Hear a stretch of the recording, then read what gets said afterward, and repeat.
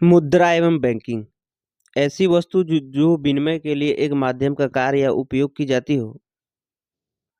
धन से से मुद्रा की मात्रात्मकता से है। वैधानिक मुद्रा फिएट करेंसी जिसकी स्वीकृति नियंत्रण राज्य व्यवस्था द्वारा। ये दो प्रकार की होती हैं, जैसे सीमित वैधानिक मुद्रा और लीगल टेंडर। सीमित वैधानिक मुद्रा जब दो पक्ष लेन देन के लिए तैयार हो, जैसे cheque, demand draft. Legal tender लेन देन हेतु बाध्यकारी सिक्के, नोट, भारत सरकार के आदेश पर एवं वित्त मंत्रालय द्वारा। ये भारत में सिक्कों की ढुलाई भारत सरकार के आदेश पर एवं वित्त मंत्रालय द्वारा।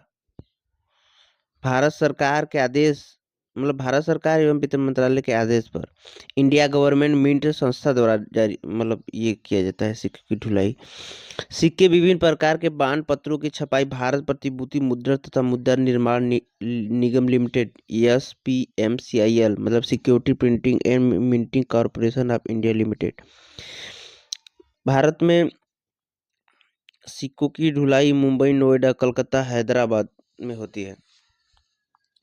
लोगों द्वारा जमा की गई धनराशि मांग जमा या मांग देता है। डिमांड डिपॉजिट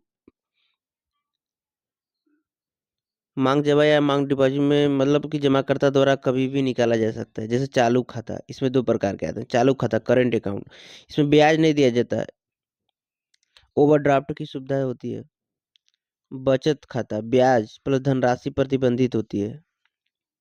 सावधि जमा टाइम डिपॉजिट, एक होता है फिक्स डिपॉजिट नियत समय के लिए जमा, एक आवर्ती जमा मतलब एक मुश्त धनराशि निश्चित समयानंतराल पर जमा कराई जाती है। NDTL DTL बराबर demand deposit plus time deposit. जब इनको मतलब DTL जो होता है मांग फिक्स जमा और आवर्ती जमा का मतलब होता है। इसमें से अगर बैंकों में हो रहे लेन देन को घटा देंगे तो NDTL प्राप्त हो जाता है। NDTL net demand and time liabilities. न्यूनतम रिजर्व बराबर 115 करोड़ का सोना प्लस 85 करोड़ विदेशी मुद्रा, तभी सरकारी प्रतिभूतियों के सापेक्ष नोट छाप सकती है। RBI मुद्रा की पर्याप्तता प्लस अति आपूर्ति नहीं हो, यह काम करता देखता है। M1 मुद्रा मतलब मुद्रा की मांग, लेन देन, आकस्मिक आवश्यकता और औचित लाभ हेतु ज्यादा होता है। M1 मुद्रा पब्लिक के पास मुद्रा प्लस बैंकों के पास मांग देता है प्लस RBI के पास अतिरिक्त जमा। M1 प्लस पोस्ट ऑफिस के बचत जमा। M1 प्लस समय देता है मतलब M1 में अगर समय देताएं जोड़ दिया जाए तो यह M3 बन जाएगा। M3 प्लस पोस्ट ऑफिस के बचत जमा। पहला दो मुद्रा M1 M2 को तरल मुद्रा तथा M3 M4 को बृहद मुद्रा ब्रॉड मनी कहा जाता है। मतलब इनकी तरलता सबसे ज्यादा होती है M1 की, घटते जाती है M4 तक। प्रतिभूति या बांड ऐसी ऋण व्यवस्था है जिसमें किसी सरकार या कारपोरेट द्वारा या निवेश द्वारा ऋण लिया जाता है।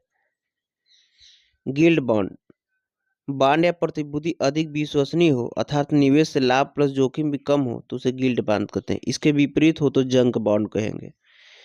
मनी बाजार ऐसे लेन देन जिसकी पूर्णावधि 364 दिन से कम हो, मतलब या 365 दिन हो या 1 साल से कम हो। पूंजी बाजार 364 या 1 वर्ष से अधिक हो, 364 दिन से कम। Capital market. रिजर्व मुद्रा RBI के पास प्रत्यक्ष नियंत्रण की मुद्रा से, रिजर्व मुद्रा से ऐसे RBI के पास प्रत्यक्ष नियंत्रण की मुद्रा से है, इसे हाई पावर मनी भी कहते हैं। रिजर्व मुद्रा बराबर प्रचलन में करेंसी प्लस बैंकों का RBI के पास जमा प्लस RBI के पास अतिरिक्त जमा। M3/M0 को मुद्रा गुणक मनी मल्टीप्लायर कहा जाता है।